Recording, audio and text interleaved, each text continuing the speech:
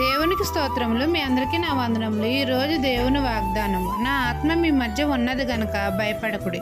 హగ్గయి 2:5 సైన్యములకు అధిపతి అయిన మన తండ్రి అయిన యెహోవా మనతో సెలవిచ్చినదేమనగా, నా ఆత్మ మీ మధ్య ఉన్నది గనుక భయపడకుడి అని. మనమందరము దేవారాత్రములు దేవుని వాక్యాన్ని ధ్యానించాలి, దేవుని స్తుతించి ఆయన నామాన్ని గణపరచాలి. అప్పుడే తండ్రి ఆత్మ మనలో సమృద్ధిగా నివసిస్తుంది. తండ్రిని ఎప్పుడైతే మనం అందరం స్తుతిస్తామో, ఆయన నామాన్ని మహిమపరుస్తామో, ఆయన ఆత్మ మనలో ఉండి మనతో ఘనమైన కార్యాలు చేయిస్తుంది. దేవుని ఆత్మ మనకు సమాధానం లేని వారికి సమాధానం ఇస్తుంది, శాంతి లేని వారికి శాంతిని దయచేస్తుంది.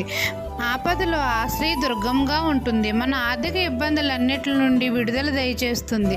నాశనకరమైన తెగులు రాకుండా మనల్ని రక్షిస్తుంది, కాపాడుతుంది. మన ప్రతి అనారోగ్య సమస్యల నుండి స్వస్థతనిస్తుంది. కాబట్టి పరిశుద్ధాత్మ దేవుడు మనలో ఉన్నాడు గనుక మనము భయపడిన అవసరం లేదు. మనల్ని, మన కుటుంబాన్ని ఆశీర్వదిస్తుంది. ఈ దిన వాగ్దానం నా జీవితంలో నెరవేరాలని కోరుకుంటూ దేవుని సువార్త పరిచర్యలో మీ సహోదరి. ఆమెన్.